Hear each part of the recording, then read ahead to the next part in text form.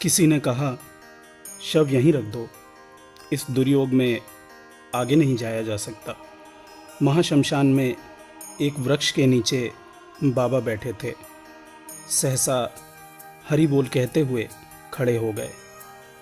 शव के साथ आए लोगों में से किसी ने पूछा, बाबा कहाँ जा रहे हैं?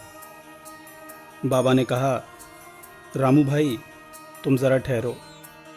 मेरी दुखिया माँ उस पार माँ के आंगन में रहेगी। छेपा बाबा को पागलपन करते देख लोगों ने समझ लिया कि आज उनकी जल समाधि होगी। बाबा अपनी माँ का शव पीठ पर लाद कर वेगवती नदी में कूद पड़े। लोगों ने आश्चर्य के साथ देखा कि वे उस पार पहुँच गए हैं। शव वाहकों में से किसी एक की हिम्मत उस पार जाने की नहीं हुई। लोग चुपचाप वापस चले गए। माँ की अंतिम क्रिया करने के बाद बाबा जी दिल खोलकर रोने लगे। तारा माँ का भक्त बनने के बाद वे अपनी सगी माँ को छोटी माँ और तारा देवी को बड़ी माँ कहा करते थे। आज गर्भधारिणी छोटी माँ से वे हमेशा के लिए बिछुड़ गए, जो अभी तक बराबर अपने पुत्र को देखने के लिए शमशान आती रहीं। 13वीं के दिन अजीब घटना हुई। एकादशा तो गांव वालों की सहायता से रामचंद्र ने संपन्न किया, परंतु 13वीं के दिन बिना बुलाए न जाने कहाँ से लोग श्राद्ध भोजन करने के लिए आने लगे। आने वालों से पूछने पर पता चला कि स्वयं वामा शेपा ने इन लोगों को निमंत्रित किया है। डर के कारण रामू छिप गया। पड़ोस के सुरेंद्र नाथ ने लोगों से कहा, रामचंद्र में इतनी सामर्थ्य नहीं है कि वे आप लोगों को खिला सकें। वामा को इसीलिए लोग शेपा कहते हैं। आप लोग क्षमा करें। सुरेंद्र नाथ की बातों से सभी लोग नाराज हो गए। भोजन का न्योता देकर दरवाजे पर अपमान किया जा रहा है। धीरे धीरे हंगामा बढ़ने लगा। एकाएक लोगों ने देखा, पूर्ण दिगंबर रूप से बाबा आ रहे हैं। तारा माता की कृपा से सारा प्रबंध हो गया है। उनके पीछे काफ़ी लोग भोज्य पदार्थ लेकर आ रहे हैं। यह दृश्य देखकर सभी शांत हो गए। पंक्तिवार लोग बैठ गए। लोगों को भोजन परोसा गया।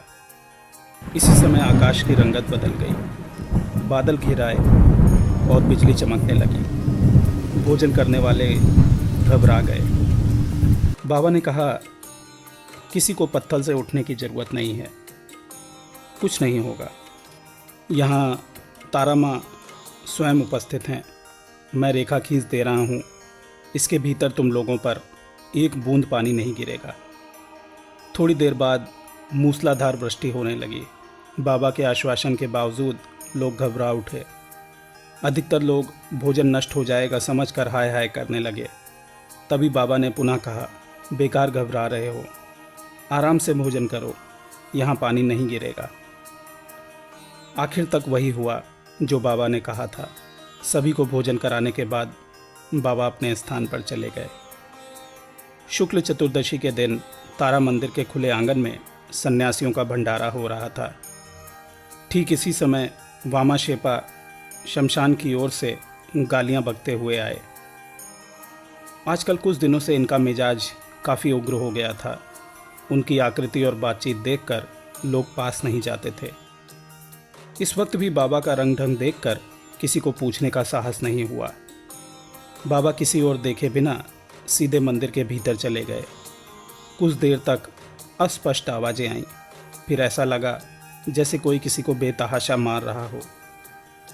भक्तों तथा अन्य लोगों को मालूम है कि बाबा तारा माँ से लड़ते हैं, गाली बकते हैं, यहाँ तक कि मूर्ति पर लघु शंका भी कर चुके हैं। लेकिन आज बाबा को उछलते कूदते और फफक कर रोते देखा गया। सहसा उनकी पीठ दिखाई दी, जिस पर मार के स्पष्ट निशान दिखाई दे रहे थे। बाबा चीखते हुए मंदिर से बाहर आए। तुरंत लोग उनकी ओर दौड़े। लोगों ने चकित भाव से देखा, बाबा के सारे शरीर पर मार के दाग हैं। वे बराबर उछल रहे हैं। मंदिर में बाबा के अलावा अन्य कोई नहीं था, यानी तारा माँ अपने पुत्र को मार रही थी। बाबा बाहर आकर कहने लगे, तू माँ नहीं है, राक्षसी है, अब तेरे मंदिर में नहीं आऊँगा। इसके बाद बाबा महाशमशान चले गए। आश्चर्य की बात यह रही कि इस घटना के बाद से उनके स्वभाव में व्यापक परिवर्तन हो गया। अब जो कोई उनके पास जाता उसका स्वागत मधुर भाव से करते और कभी कभी लोगों को गले से लगा लेते थे। एक दिन न जाने क्या मूड आया, बाबा ने निश्चय किया कि अब वे कठोर साधना करेंगे। भोजन के नाम पर केवल बेलपत्ती और माँ का चरणामृत पान करेंगे। साधना शुरू हुई। दिन पर दिन शरीर क्षीण होता गया। बातचीत बंद, आंखें ढपी ढपी, न पानी मांगते और न भोजन। चारों ओर अजीब मनहूस वातावरण हो गया। यहाँ तक कि जानवरों ने हिंसा करना छोड़ दिया। इस प्रकार 6 माह व्यतीत हो गए। 6 माह बाद आसन से उठे तो सीधे कुंड के भीतर डूब गए। असल में इस बीच इतने दर्शनार्थी आए कि वे झल्लाकर डूब गए। इस प्रकार कठोर साधना के माध्यम से वे इस युग के महान योगी हुए। उनकी साधना तपस्या का फल बाबा के भक्त आज भी उठा रहे हैं। तारापीठ के भक्त समस्त भारत में फैले हुए हैं, जो कभी कभी चमत्कार दिखाते हैं। प्रातःकाल का समय बाबा ध्यान लगाए बैठे थे। सहसा एक आदमी दौड़ता हुआ आया और बाबा के पैरों के पास धड़ाम से गिर पड़ा। बाबा ने पूछा, क्या हुआ? मेरी जान बचाइए बाबा। बाबा बिगड़ उठे। वे बोले, तुम लोग जिंदगी भर पाप करते रहोगे, उसका फल मैं क्यों भोगूं? जा, मंदिर में जाकर तारा माँ से कहे, मैं कोई ओझा नहीं हूँ जो मंत्र से जहर उतार सकूंगा। गिरे हुए युवक की माँ भी साथ आई थी। बाबा की बातें सुनते ही वह फफक कर रो पड़ी। बाबा पुनः नाराज होते हुए बोले, धत तेरी की, अब तू भी रोने लगी। जा, मंदिर के भीतर जाकर रो, भाग यहाँ से। इतना बिगड़ने पर भी जब कोई नहीं हटा, तब बाबा पुनः नाराज होते हुए बोले, अब क्या हुआ है? युवक ने कहा, 1 सप्ताह पूर्व मेरे यहाँ एक सन्यासी आया था। उसने कहा कि तुम्हारे जीवन का अंतिम काल आ गया है। ठीक 1 सप्ताह बाद तुम्हें सांप काटेगा और तुम्हारी मौत होगी। उनकी बातें सुनकर मैं डर गया। सन्यासी से मैंने पूछा कि इससे बचने का कोई उपाय है? तब उन्होंने कहा कि मैं तुम्हें मौत से नहीं बचा सकता। अगर तारापीठ के बाबा, जो महान शक्ति साधक हैं, चाहें तो कृपा करके बचा सकते हैं। इसीलिए आपके पास आया हूँ। बाबा में औघड़दानी शिव की तरह ही दया थी। माँ के करुण क्रंदन से उनका अंतर पिघल गया। युवक की ओर देखते हुए बोले, अभी तक तू यहाँ बैठा है? जा, जल्दी से स्नान करके आ। बाबा का आदेश पाते ही दिगंबर नदी की ओर स्नान करने चला गया। थोड़ी देर बाद दिगंबर भीगे कपड़ों में सामने आकर खड़ा हो गया। बाबा उठते हुए बोले, चल जल्दी मेरे साथ आ। सेमल वृक्ष के नीचे पंचमुंडी आसन पर उसे बैठाकर बाबा ने कहा, यहाँ बैठकर केवल जय तारा माँ जप करते रहना। मैं चारों तरफ रेखा खींच दे रहा हूँ। चाहे कितनी आफत आए, पर इस रेखा के बाहर भूल कर मत आना। कुछ भी देखना, डरना नहीं। डर के वक्त जोर जोर से तारा माँ को बुलाना, मैं पास ही रहूँगा। इतना कहकर बाबा जंगल के भीतर चले गए। धीरे धीरे शाम होने लगी। दिगंबर जोर जोर से जय माँ तारा कहने लगा। ठीक इसी समय एक सांप उसकी ओर बढ़ता आ रहा था। वह भागने ही वाला था कि अचानक बाबा की बात याद आ गई। अत्यधिक भय के कारण वह बेहोश हो गया। इधर सांप रेखा के चारों ओर भीतर जाने का मार्ग ढूंढता रहा। अंत में निराश होकर चला गया। सुबह होश आने पर उसने देखा कि पुरोहित जी माँ का प्रसाद खाने के लिए कह रहे हैं। प्रसाद खाने के बाद वह मंदिर में आया तो देखा बाबा ध्यान लगाकर बैठे हैं। उनका गोरा शरीर नीला हो गया है। सांप के जहर को बाबा ने नीलकंठ की तरह धारण कर लिया है। कुछ देर बाद बाबा कुंड में स्नान करने लगे। वहाँ से लौटने पर स्वाभाविक स्थिति में आ गए। एक बार की बात है, हुगली शहर के 2 वकीलों ने विचार किया कि एक बार बाबा का दर्शन कराएं। इस चर्चा को सुनकर स्थानीय अध्यापक श्री नंदलाल ने कहा, वहाँ जाने की मेरी भी इच्छा है, पर पिताजी की हालत ऐसी है कि उन्हें छोड़कर मैं कहीं जा नहीं सकता। पता नहीं कब क्या हो जाए। नंदलाल के दोनों मित्र यात्रा की तिथि निश्चित कर चुके थे।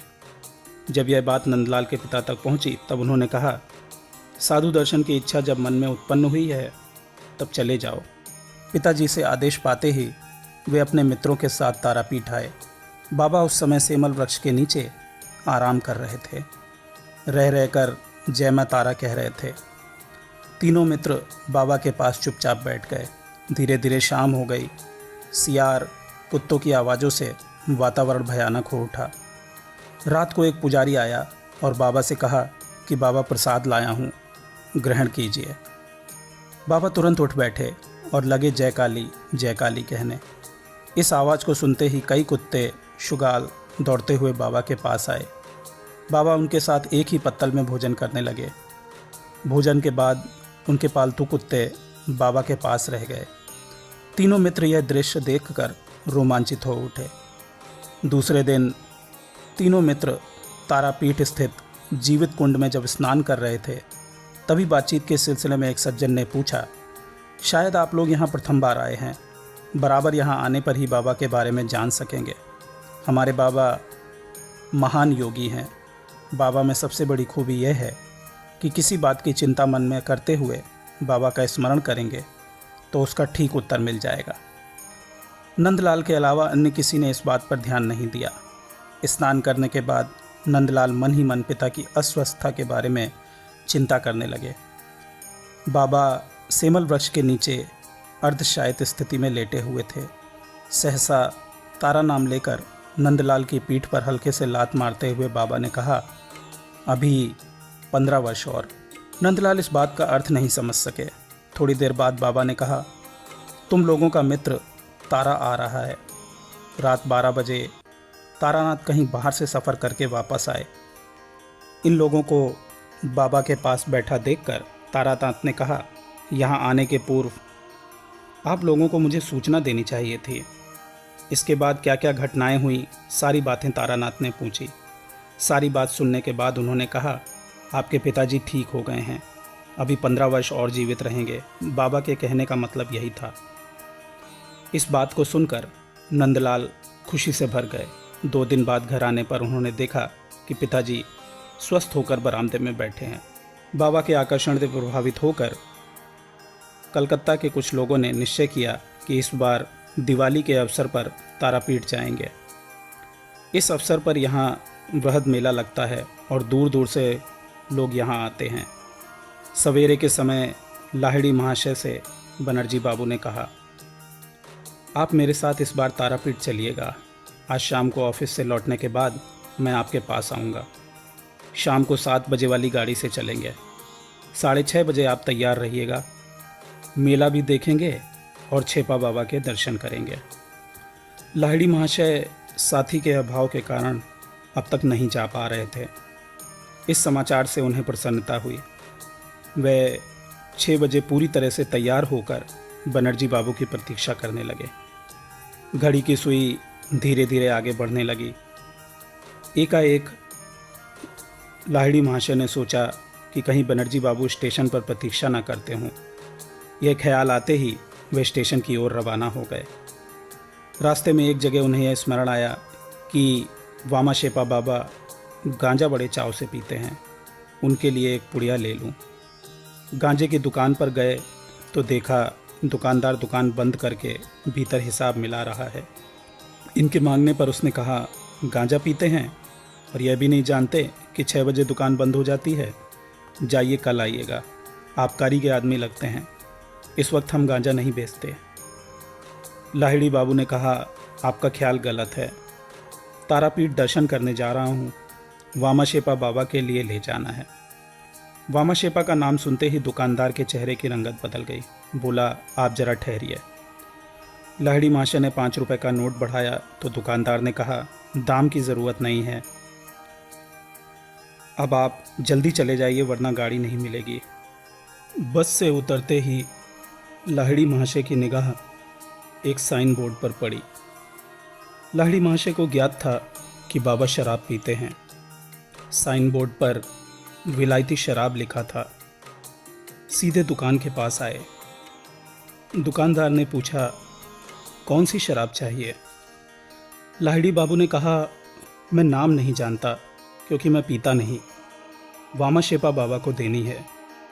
दुकानदार ने कहा, इन्हें एक्सा नंबर 1 दे दो, दूसरा मत देना वरना हज़ारों गाली देंगे। शराब लेकर लाहिड़ी बाबू ने 5.5 रुपये दिए। दुकानदार ने कहा, आपसे 4.5 लूँगा। हावड़ा पुल पर चढ़ते समय उनकी निगाह घड़ी की ओर उठ गई तो देखा 8:24 हो गए हैं। अब वे सोचने लगे कि गाड़ी तो चली गई होगी, जाना बेकार है। ज्यों ही ये विचार मन में आया त्यों ही उन्हें ऐसा लगा जैसे कोई कमर और गर्दन पर हाथ लगाकर आगे की ओर ढकेल रहा है। स्टेशन से कुछ दूर थे कि गाड़ी की सीटी सुनाई दी।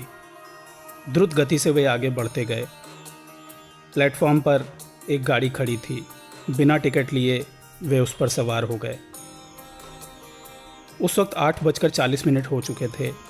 लाहिड़ी महाशय ने यह भी नहीं पूछा कि यह गाड़ी कहाँ जाएगी और कब छूटेगी। आश्चर्य की बात यह हुई कि जो ही वे सवार हुए गाड़ी चल दी।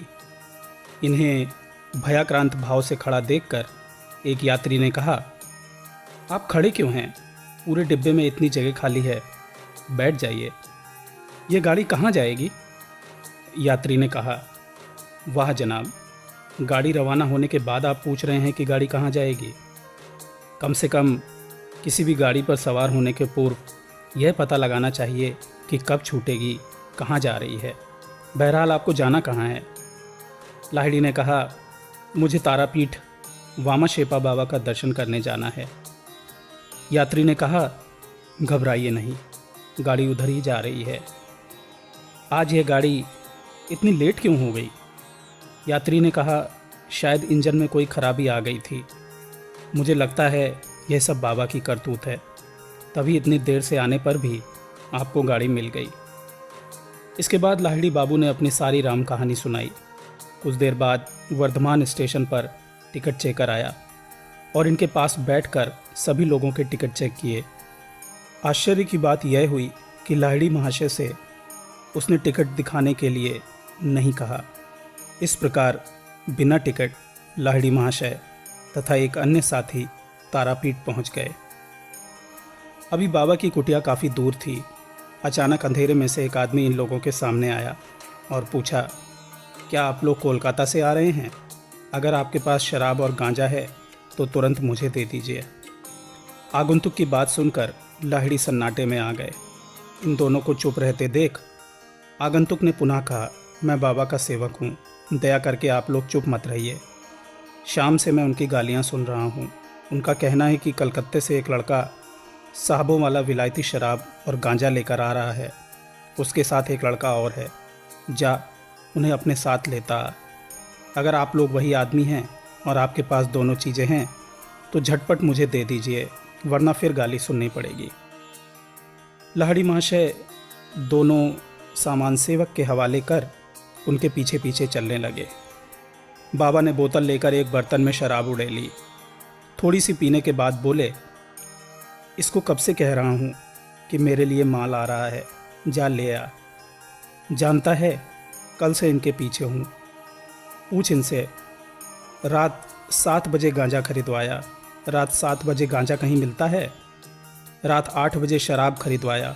कहीं गाड़ी न छूट जाए इसलिए इंजन ख़राब कर दिया। यहाँ तक कि बिना टिकट तारा माँ के पास तक ले आया। तुम चुप क्यों हो? कहते क्यों नहीं कि सारी बात सच है? ये लोग मुझे शराबी और पागल समझते हैं। प्रसिद्ध चित्रकार और लेखक श्री प्रमोद कुमार चटर्जी ने एक घटना का विवरण दिया है। इस घटना के वे प्रत्यक्षदर्शी थे। चटर्जी बाबू वामाशेपा के पास बैठे थे। नगेन पंडा तथा अन्य कई लोग मौजूद थे। ठीक इसी समय एक दंपत्ति गोद में एक बालक लिए आए। बाबा ने उनसे कहा, अपने लड़के को ले आया है, पर इस तरह आने से कुछ नहीं होगा। अपना लड़का मुझे दे सकेगा? पति ने कातर भाव से उनके चरणों को स्पर्श करते हुए कहा, यह तो आपका ही लड़का है बाबा, मेरा नहीं। आपकी जो इच्छा हो करिए। अच्छा तो ठीक है, अब जो कह रहा हूँ उसे सुन। लड़के के शरीर पर से सारे कपड़े उतार डाल और इसके बाद लड़के को शमशान में फेंका। इस आज्ञा को सुनते ही माँ का हृदय रो पड़ा। पिता को आत्मविश्वास था। बोला, इतना रोती क्यों हो? जिसका लड़का है वे जहाँ कह रहे हैं वहाँ रखना ही होगा, चलो उठो। पत्नी ने कहा, वहाँ सियार कुत्ते काफ़ी हैं। पति ने इस बात पर ध्यान नहीं दिया। बालक के सारे कपड़े उतारने के बाद उसे लेकर शमशान की ओर चल पड़ा। पत्नी भी साथ जा रही थी। तभी बाबा ने कहा, बेटी तुम वहाँ क्या करने जाओगी? बेटे को जाने दो, तब तक तुम यहीं बैठी रहो, उनके आने के बाद जाना। महिला वहाँ बैठी बराबर रोती रही। कुछ देर बाद उसका पति वापस आ गया। बाबा ने कहा, अब तुम दोनों यहाँ से सीधे मंदिर में चले जाओ। वे दोनों बाबा को प्रणाम करने के बाद मंदिर के भीतर चले गए। तभी बाबा ने वहाँ बैठे एक व्यक्ति से कहा, देखो बेटा, केलो कहाँ है? वह व्यक्ति उठा और कुछ दूर आगे बढ़कर केलो केलो आवाज़ देने लगा। सहसा एक काला कुत्ता दौड़ता हुआ आया। यह कुत्ता काले रंग का देहाती कुत्ता था। अत्यंत खूंखार लग रहा था। बाबा के पास आकर उनके फैले पैरों पर सिर रखकर सो गया। बाबा उसके शरीर पर हाथ फेरते हुए बोले, केलो, तू शमशान चला जा और उस बच्चे की हिफाजत करते रहना। इस आज्ञा को सुनते ही केलो तड़ाक से उठा और शमशान की ओर चला गया। चटर्जी बाबू को सारी बातें आश्चर्यजनक लग रही थी। उनकी इच्छा हुई उस अबोध शिशु की स्थिति को देख आएं, पर जा ना सके। दोपहर को सभी लोग वहाँ प्रसाद खाने बैठे। इन लोगों में बच्चे के माता पिता भी थे। उनके चेहरे पर विषाद की छाया थी।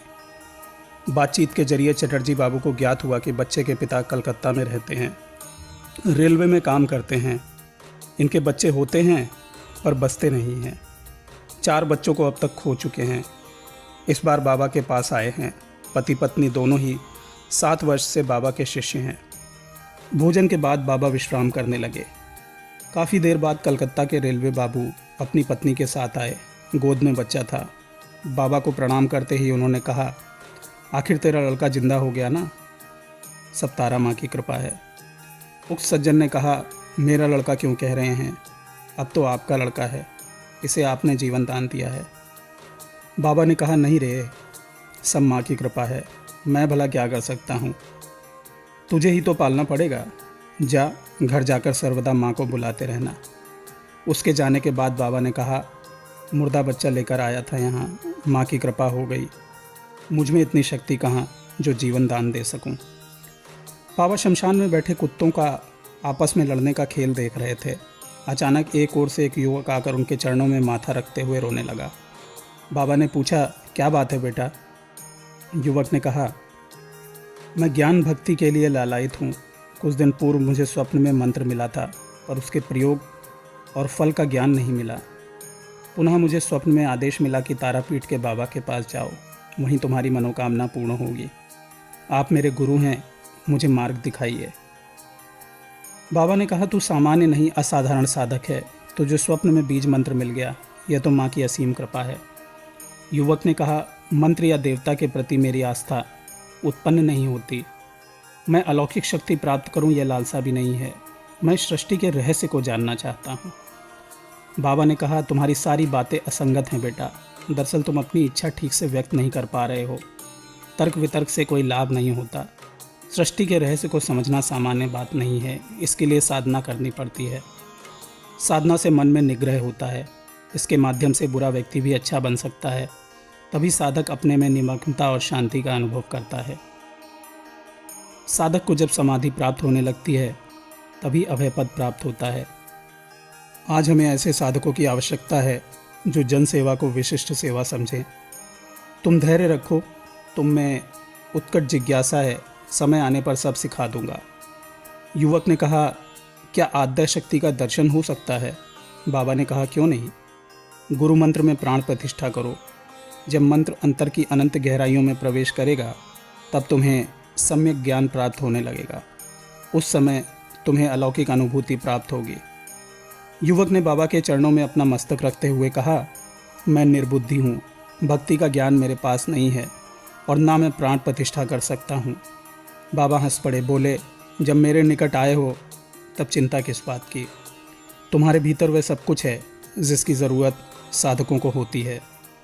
तुम्हें केवल मार्गदर्शन की आवश्यकता है, मैं स्वयं तुम्हारी सहायता करूँगा। युवक चुप हो गया। शुभ दिन शुभ लग्न देखकर बाबा ने वीराचारी पद्धति से उसका अभिषेक किया। बाद में उसे जप करने को कहा। 21 दिन के बाद उसे वीरासन में बैठाकर उसके सामने एक दीपक रख दिया गया। इतना करने के बाद बाबा मंदिर के भीतर चले गए। कृष्ण चतुर्दशी की काली रात महाशमशान भूमि, कुत्ते शगालों के झगड़े, गिद्धों का लड़ना, वृक्षों पर चमगादड़, कौवे और उल्लुओं का फड़फड़ाना जारी रहा।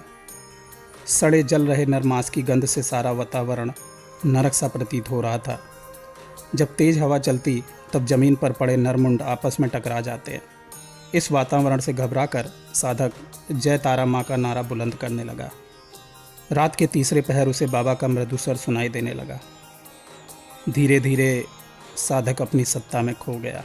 सहसा एक अद्भुत प्रकाश हुआ। उस प्रकाश में उसने देखा उसके सामने अभय मुद्रा की स्थिति में जगन माता खड़ी हुई हैं। चेहरे पर मनोमुग्धकारी मुस्कान थिरक रही है। जो ही साधक का सिर प्रणाम के लिए झुका, त्यों ही उसे लगा कि तीव्र गति से कुछ उसके मस्तिष्क से हृदय में प्रवेश कर गया। प्रत्येक महापुरुष ठीक समय पर यह जान जाते हैं कि उनके महाप्रयाण की बेला आ गई है। अब इस नश्वर शरीर को त्याग देना पड़ेगा। बरसात का मौसम था। चारों ओर मूसलाधार वृष्टि हो रही थी। बाबा अपनी कुटिया में आंखें बंद किए बैठे थे। उनके पास कई भक्त थे। सहसा उनकी समाधि भंग हुई। भक्तों की ओर देखते हुए उन्होंने कहा, नीम के पेड़ के नीचे जहाँ बाबा मोक्षानंद की समाधि है, वहीं उत्तर मुँह करके मुझे समाधि देना। बाबा की बातें सुनकर उपस्थित सभी भक्त चौंक पड़े। अपनी समाधि की चर्चा पिछले 20 वर्षों में उन्होंने कभी नहीं की थी। क्या बाबा हमसे बिछुड़ने जा रहे हैं? इस आशंका से सभी भक्त आसपास उनकी सेवा में लगे रहे। शाम होते होते उनकी सांसें मंद पड़ने लगी। रह रहकर केवल जय तारा माँ उच्चारण करने लगे। अब बाबा किसी के प्रश्न का जवाब नहीं दे रहे थे। यह देखकर लोग कविराज जी को बुलाने के लिए दौड़ पड़े। कविराज जी बाबा के अन्यतम भक्त थे। संवाद पाते ही आए। नाड़ी देखने के बाद वे फफक कर रो पड़े। बाबा परब्रह्म में लीन हो चुके हैं। उनकी इच्छा के अनुसार नीम के पेड़ के नीचे उन्हें समाधि दी गई। इस प्रकार एक अभूतपूर्व, अलमस्त एवं महासिद्ध संत की जीवन लीला पूर्ण हुई। महाशक्ति आपकी रक्षा करें, आपके जीवन में शुभता हो, यही मेरी ईश्वर से प्रार्थना है।